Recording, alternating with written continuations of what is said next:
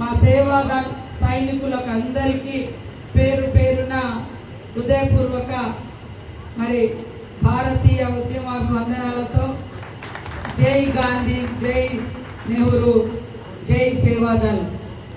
ఈరోజు మనం అక్కడ ఫోటో చూస్తే ఒక క్రమశిక్షణ కలిగినటువంటి సైనికుడుగా నెహ్రూ గారు తన జీవితాన్ని ప్రారంభించి దేశ స్వతంత్రం కోసం గాంధీ గారి ఆలోచనతో అడుగులో అడిగేస్తూ మొట్టమొదటిసారి సేవాదల్గా పనిచేసి ఈ దేశానికి స్వతంత్రం తీసుకొచ్చి గాంధీ గారు, నెహ్రూ గారు మరి అనేక మంది మహనీయుల పోరాటాలతోటి స్వతంత్రం వచ్చినాక కూడా ఈ దేశాన్ని ఎలా నిర్మించుకోవాలి అనేటువంటి ఒక క్రమశిక్షణతోటి దేశాన్ని నిర్మించింది కాంగ్రెస్ నాయకులు.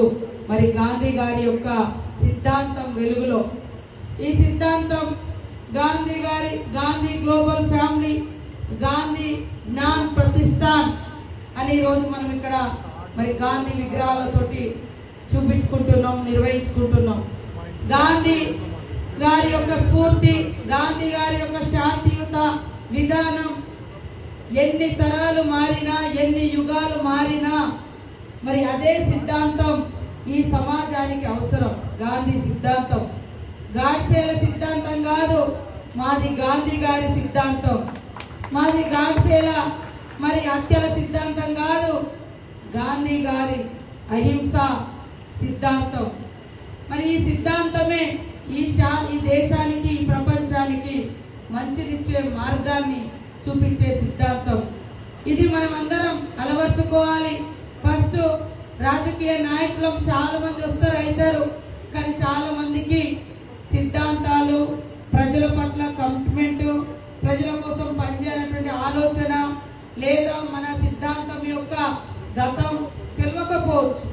కానీ తెలుసుకొని ఉన్నటువంటి వాళ్ళే ఎక్కువ కాలం మరి లాస్ట్ బ్రీత్ వరకు కూడా, చివరి శ్వాస వరకు ఆ మహనీయుడు చూపిన వెలుగులో దారిలో నడవగలుగుతారు. ఖచ్చితంగా ఇది జిల్లాలలో ఒక యువత కూడా శిక్షణ ఇవ్వాలి.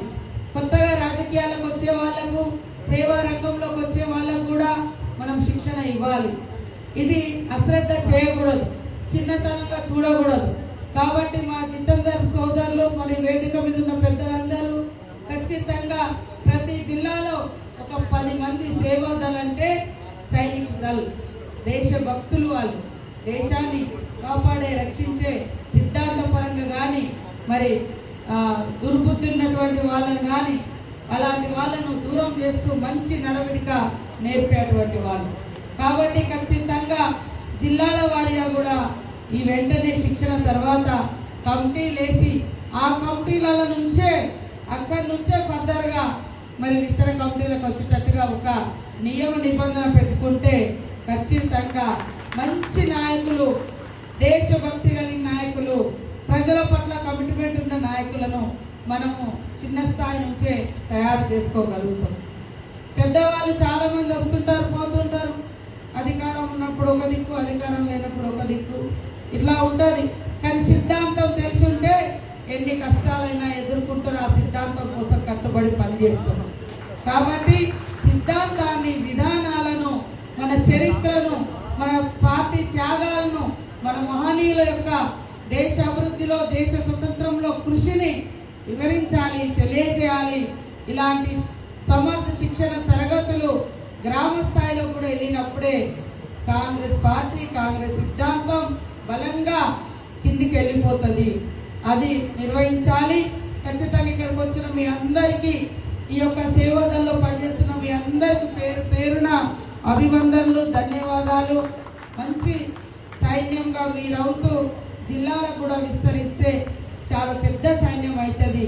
ఆ సైన్యం ద్వారా మరి గొప్ప పార్టీని ఇంకా ఇంకా బలమైన వేర్లతో మనం నిర్మించుకోవచ్చు.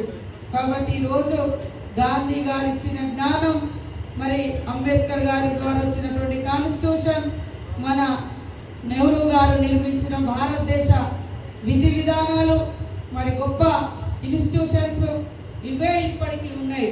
కానీ ఈరోజు బీజేపీ పార్టీ కేవలం ఎన్నికల సిద్ధాంతాలు, ఓట్ల కోసం, సీట్ల కోసం, అధికారం ప్రజలను నిలువునా చీల్చేసి ప్రజల ఐక్యతను దెబ్బతీసి మరి ప్రశ్నించే గొంతులను ఏ రకంగా చేస్తుందో మనకు తెలుసు. కాంగ్రెస్ పార్టీ, కాంగ్రెస్ సిద్ధాంతం శాంతియుత సిద్ధాంతం.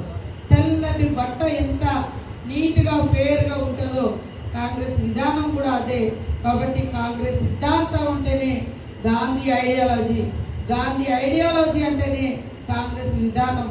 కాబట్టి గాంధీ గారు చూపిన శాంతియుత గొప్ప మార్గంలో అందరం ప్రయాణిద్దామని తెలియజేస్తూ, తప్పకుండా నా మాటగా ముఖ్యమంత్రి గారికి కూడా ఇక్కడ జరుగుతున్న సమ్మర్ద్ మరి శిక్షణ గురించి తెలియజేసి వచ్చే విధంగా నేను కూడా మరి వారికి తెలియజేస్తాను, కోరుతానని తెలియజేస్తూ మీ అందరి దగ్గర సెలవు తీసుకుంటున్నాను. జై హింద్.